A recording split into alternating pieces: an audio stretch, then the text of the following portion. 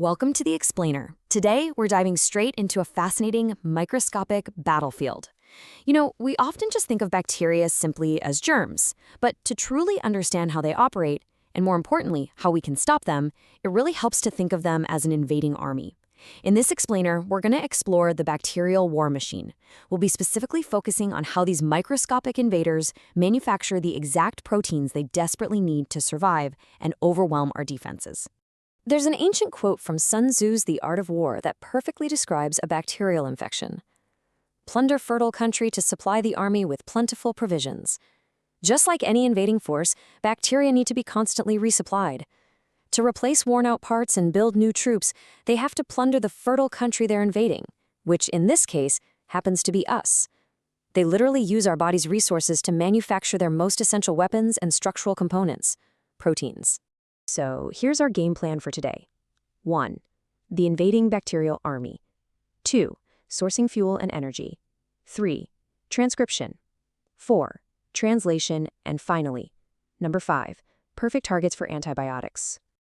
All right, let's jump into part 1. The invading bacterial army and establishing the threat. When bacteria breach our host defenses, their immediate absolute priority is survival and multiplication. And to pull that off, they have to synthesize massive amounts of new proteins. If their protein factories shut down, the invasion literally stops in its tracks. Think of it as a microscopic assembly line. At the very top, you have the DNA, the master blueprints. Those blueprints get transcribed into messenger RNA. Then, that mRNA is fed right into the ribosomes, where it's combined with amino acids to crank out a finished protein. But before this factory can even power on, it needs a massive amount of energy. Which brings us to part 2, sourcing fuel and energy to run the war machine. We really have to appreciate the sheer energetic cost of this microscopic war. Adding just a single amino acid, literally one tiny building block of a protein, requires the energy of 3 to 4 nucleoside triphosphates like ATP or GTP. You can think of these as tiny chemical batteries. To stockpile enough of them, the bacteria have to aggressively consume fuel sources, like our body's glucose. The metabolic pathways they use to do this are incredibly complex, and they actually allow us to categorize these invaders based on exactly how they breathe. Let's break down those metabolic categories, starting with aerobes. These are bacteria that absolutely rely on oxygen from their environment to run their metabolism. A classic example of a strict aerobe is Mycobacterium tuberculosis. Without oxygen, their entire war machine simply grinds to a halt. Now, on the complete opposite end of the spectrum, we have anaerobes. These bacteria don't use oxygen at all. In fact, for strict anaerobes, like Clostridium difficile, oxygen is literally toxic. See, they completely lack the specific enzymes required to detoxify harmful byproducts of oxygen, things like hydrogen peroxide and superoxide radicals. So oxygen essentially poisons them from the inside out. Then we have the incredibly adaptable facultative bacteria. These invaders have dual metabolic pathways. That means they'll happily utilize oxygen if it's around, but they can seamlessly switch to functioning as anaerobes when it's absent. Common, highly successful troublemakers like E. coli and Staphylococcus aureus fall right into this versatile category. Finally, wrapping up our oxygen requirements, we have the microaerophilic bacteria. I like to think of this as the Goldilocks category. They absolutely need oxygen to run their factories, but only in very small amounts, much less than what you'd find in normal atmospheric air. Campylobacter jejuni is a prime example of an invader with this highly specific requirement. Beyond just consuming fuel, bacteria have another totally ingenious way of storing energy, called the proton motive force. Imagine a massive hydroelectric dam holding back a reservoir of water. The bacteria create a gradient by pushing protons to the exterior of the cell. As those protons flow back down the gradient, just like water rushing through the turbines of a dam, that immense potential energy is used to power the active transport of nutrients into the cell and generate even more ATP. All right, part 3, transcription, or reading the blueprints. So, now that the bacteria have stockpiled their energy, it's time to read the battle plans. We're shifting from energy production to information processing.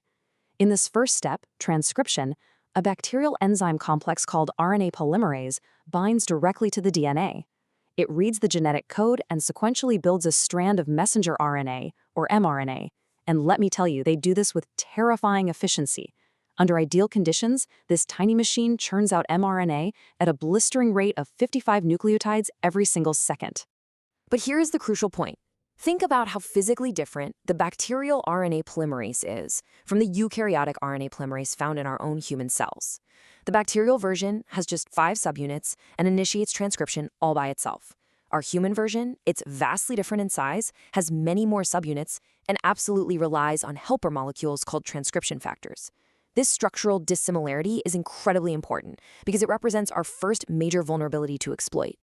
Moving on to part 4, translation, where they actually build the proteins.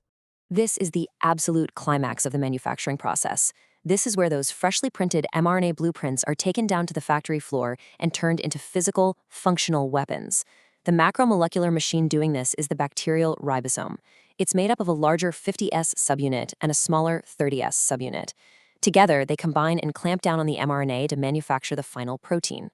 Let's pop the hood and break down exactly what's inside these subunits. The 50S subunit contains 2 ribosomal RNA molecules and 34 proteins. The 30S subunit is made of 1 rRNA molecule and 21 proteins. Now, you might be looking at that math and wondering, wait, why does 50 plus 30 equal 70? Well, the S actually stands for Swedberg units. It's not a measure of weight, it's a measure of sedimentation rate, basically how fast the complex settles at the bottom of an ultracentrifuge tube. Because it's based on shape and aerodynamics in a centrifuge, the numbers just aren't additive. But when they lock together, the total functional machine is called the 70S ribosome. And this brilliantly illustrates our second major vulnerability.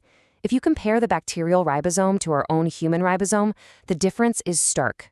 While bacteria rely on that 70S ribosome, made of 50S and 30S parts, human cells use a larger 80S ribosome, which is made of 60S and 40S subunits. Just like the RNA polymerase we saw a minute ago, the manufacturing machinery here is fundamentally structurally different from ours.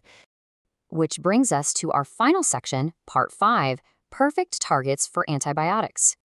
Let's tie all of this minute biology directly to clinical relevance and explain exactly why this matters to you when fighting off an infection. First, the invading bacteria absolutely must rapidly synthesize proteins to survive and multiply. Second, to do this, they rely entirely on their unique RNA polymerase and their 70S ribosomes. And third, because their supply lines and factory equipment look absolutely nothing like ours, we get a massive tactical advantage. We can deploy antibiotics like guided missiles. These drugs are expertly designed to specifically target and jam the gears of those unique bacterial machines. This completely shuts down their protein production without harming a single human cell in the process. So I want to leave you with this thought. Knowing this precise structural difference, how might we design a drug to specifically jam the gears of that 50S subunit? Think about how a compound might bind right where the newly built protein is supposed to exit, effectively clogging up the whole factory line. Well, that is exactly how specific antibiotic classes, like macrolides, work in the real world. It's a truly fascinating arms race between our medicine and their biology.